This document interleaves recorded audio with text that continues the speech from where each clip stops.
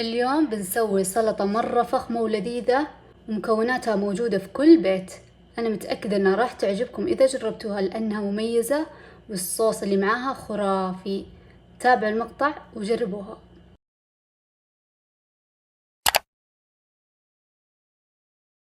السلام عليكم بنات، كيفكم؟ إن شاء الله تكونون بخير. الصدق وحشتوني مرة، معليش الأسبوع اللي راح كذا كنت تعبانة وما نزلت لكم ولا مقطع، فإن شاء الله تكون آخر مرة أقطع فيها. المهم السلطة اللي بنسويها اليوم مرة لذيذة ومتأكدة انها راح تعجبكم، ومتحمسة انكم تجربونها تقولوا لي رايكم. ويلا نبدأ ونشوف الخطوات مع بعض. طيب اول شي نحتاجه للسلطة صدور دجاج، قطعتها من الوسط ودقيتها شوي عشان تصير نحيفة وتستوي معانا بسرعة. راح نتبلها بزيت زيتون وشوي من بهارات الدجاج، يعني هذه اللي دائما اصورها لكم، انا ما استغنى عنها صراحة.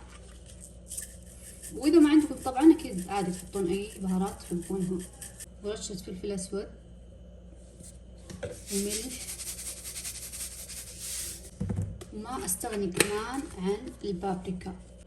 خلوني اسوي لها مساج كذا واغطي كل الدجاج بالتتبيلة ونرجع. نسيت يا بنات احط ليمون على التتبيلة، فهذا اهم شيء.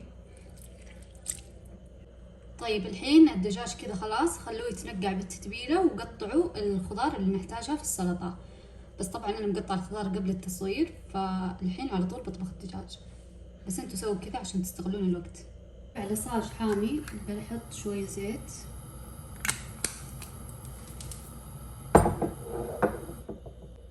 عشان تحافظون على طراوة صدور الدجاج يا بنات. اهم شي تخلون الصاج مرة يحمى وتنزلون الدجاج عليه، عشان كذا تجي صدمة ويحتفظ بالسوائل داخله ويكون طاري معاكم.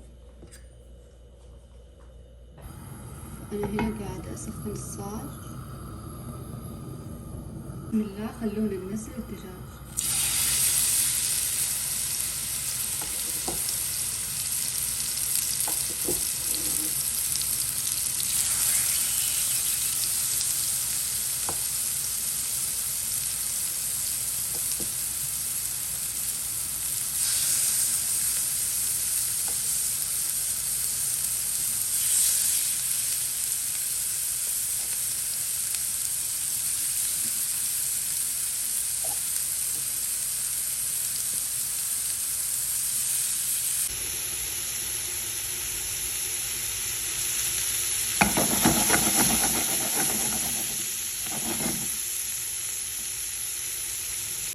طيب الحين خلونا نسوي الصوص اللذيذ مرة.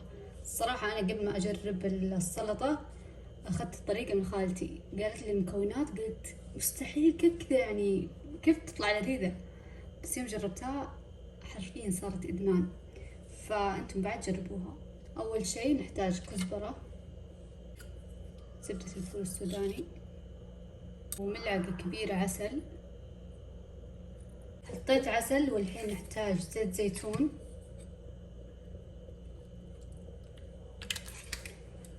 طبعا أكيد عصير ليمونة كاملة، ونحتاج طبعا رشة ملح. وبس كذا راح نخلط كل المكونات مع بعض. وهذا الصوص عندنا بعد ما خلطناه، شوفوا كيف لونه وريحته خيالية. وهذا الدجاج بعد ما استوى عندنا، شوفوا كيف من جوا مو ناشف أبدا. طيب الحين كل شي جاهز عندنا، خلونا نبدأ التحضير. الخضار عندي قطعتها من أول. نحتاج خس، ونحتاج جزر،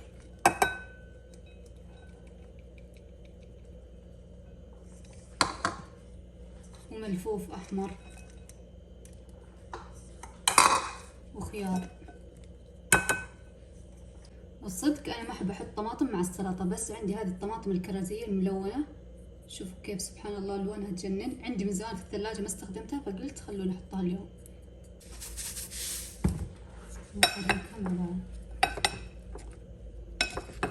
والحين نجيب صحن التقديم،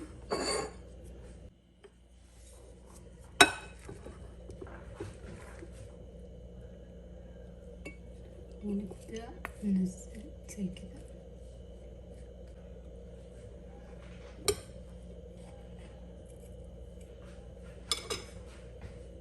نضيف شوي من الصوص،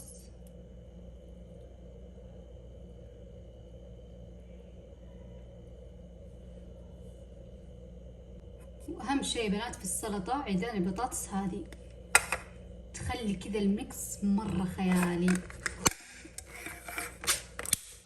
اهم شيء خذوا اللي بنكهة الفلفل عشان لونها يكون حلو وكمان طعمها يكون حلو.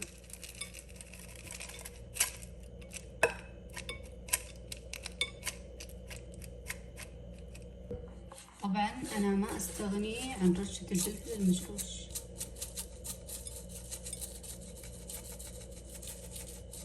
إذا أفخم سلطة صارت جاهزة. ما تتخيلون يا بنات إن كل أهل البيت تعجبهم هذه السلطة، يعني من النادر إن في طبخة يتفقون عليها كل أهل البيت، فهذا السلطة مرة حبوها، حتى أخواني وأخواتي كل مرة تعجبهم ودايم يطلبونها مني، فمتحمسة مرة إنكم تجربونها وتكتبوا لي رأيكم في التعليقات. خلونا نجرب مع بعض.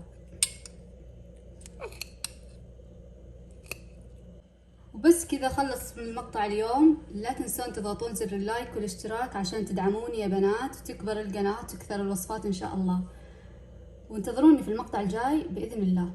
باي.